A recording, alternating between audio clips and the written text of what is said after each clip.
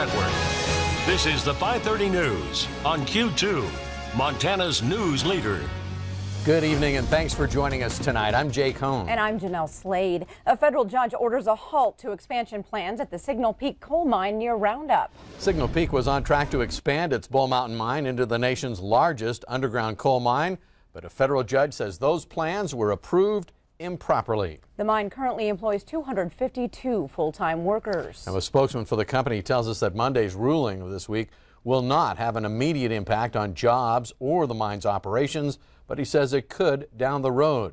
In his ruling, Judge Donald Malloy found that the Federal Office of Surface Mining failed to take a hard look at the public health and environmental impacts as required by law. The judge said the federal agency ignored harm to communities and the environment caused by transporting coal across the Pacific Northwest for export, and also failed to consider climate impacts of burning the coal. The mine's expansion included 176 million tons of coal, which would have made the Bull Mountain mine the largest underground coal mine in the nation based on production.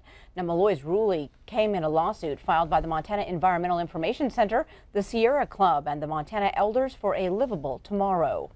The federal government was very willing to consider all of the benefits of the expansion, but failed to analyze the really significant costs associated with that expansion, and that's not the way the law works.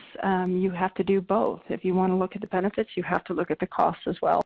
The mine is fully operational at this time. Depending on a number of factors, this court decision could affect some operations in the future. There is currently no impact on any jobs at the mine. Now, Dawson says in the coming weeks and months, Signal Peak will evaluate all of its options. Hedges says this week's court ruling is long overdue, and it follows a similar ruling last year by a state oversight board that found that Montana failed to protect water quality in the area when it issued a state permit for the mine expansion. A Billings man accused of killing an infant in June denied the charge today at his first court appearance. 30-year-old Jason Badger entering a plea of not guilty in Yellowstone County District Court today to a charge of deliberate homicide. Badger is accused of killing 6-month-old Christopher Hackerott. Badger was reportedly babysitting the boy the night before his death. Prosecutors say while Hackerott's mother was away at work, Badger dropped or threw the baby, causing serious injury. Badger said he was bouncing the boy at the Lockwood area home and accidentally dropped the baby. Badger did not seek medical help for the boy, even though he admitted that Hackerott's breathing became labored and the baby did not awake from his nap. The boy's mother realized the baby was dead the next morning.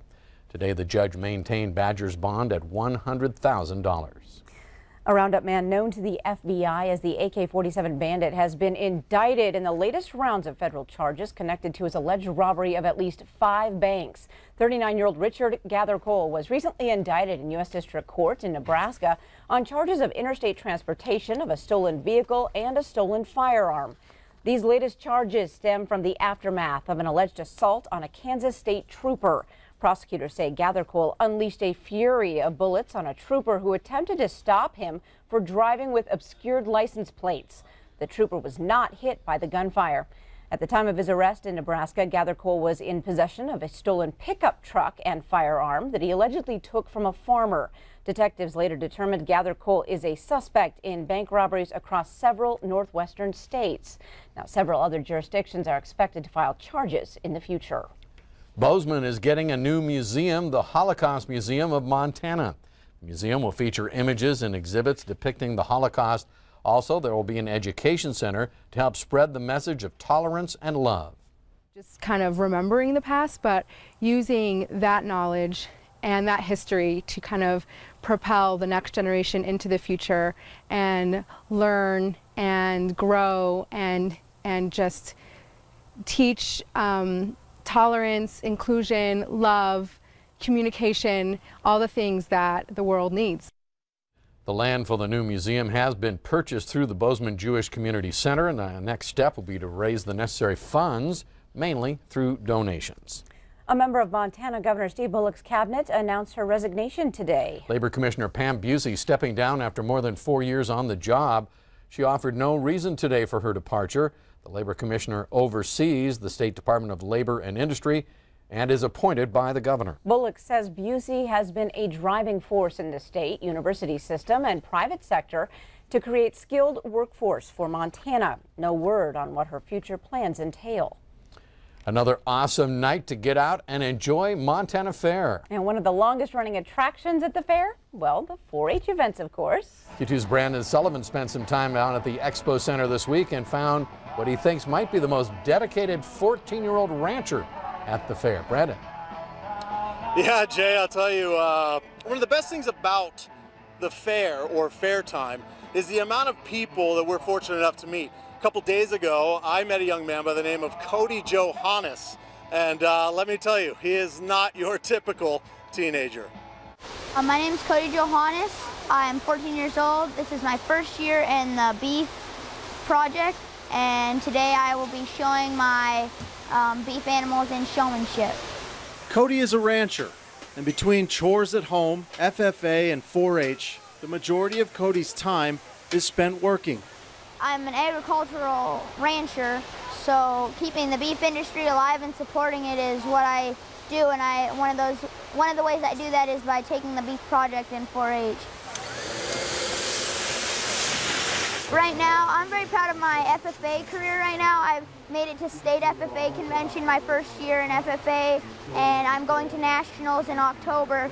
And some of the stuff that I've been able to participate in is pretty cool that I've made it that far in those events in such short of a time. Cody's family has a ranch in Warden, so working with animals comes naturally. For this young man, ranching is his way of life. It's not what they've portrayed as in the movies. We're not that low tech. We have phones and things like that. Every day you get up at 7, you go do your chores, and if Dad needs fencing done, or if he needs the water checked, or the wells set, or ditches cleaned, or whatever, you just kind of do that. I mean, we go to like dances and things like that and weddings, and we do that kind of stuff, so plans change just like everybody else, but yeah. I wouldn't be doing it if I didn't enjoy it, so a lot of it's pretty fun. At just 14, he seems to have the bull by the horns and credits Mom and Dad for his work ethic and passion for life as a rancher. Well, it's kind of instilled in me with my parents. They raised me to be a polite young man, and it's got me as far as I am. Like, I'm here right now with these cattle for 10 days, so, I mean, if I didn't want to do it, I wouldn't, and it's everything. I paid $1,500 for my steer, and I've invested $3 or $4 grand in the feed. So that's a lot of money that I have to try and make up, and a lot of it I won't. So I hope it brings me pretty far. People say I'm some kind of a salesman, as my dad is, but yeah, I'll take it as far as it carries me, I guess. He wants to be a veterinarian when he grows up, but says he'll never stop working the ranch. And as far as his love life goes, well, Cody's focus is the ranch and school. That being said, he knows he can't keep the girls out of the picture for too long. Well, you gotta let them in sometime, but right now I don't have anything going for me. Hopefully some point, going into high school, so that'll be a big step. We'll find out, yeah. Yeah, clearly a scholar and a gentleman. The guys his age better watch out. I mean, this guy's got his act together. Anyway, for the showmanship part yesterday, he made it to the Grand Drive, which is a pretty big deal for being his first year in this. So, Jay, for now, we'll send it back to you. Wow, that's quite the young entrepreneur there, don't you think? I would argue that he says he doesn't have anything going for him. He has a lot going for him. Nice job. Thanks, Brandon. Q2's Brandon Sullivan live down at Montana Fair, where it's another awesome night to enjoy the sights and sounds. Still to come on tonight's 5:30 News, after a weekend of intense workouts, we'll check in on a second annual CrossFit competition here in Billings. Looks like a lot of work, doesn't it? Later in sports, from small-town football in Webo to starting quarterback at Rocky, Q2's Athlete of the Week is counting on it. And coming up in weather, it was another beautiful day here in the Magic City. Now, what about tonight? Well, we're expecting to see a few clouds, maybe a couple of sprinkles in the area. I think coming up this weekend, sunny skies and starting to get a little bit warmer, getting close to 90. We'll tell you all about it in a few more minutes. You're watching MTN News with Jay Cohn and Jeanelle Slade. Storm Tracker weather with Bob McGuire and sports with Scott Green.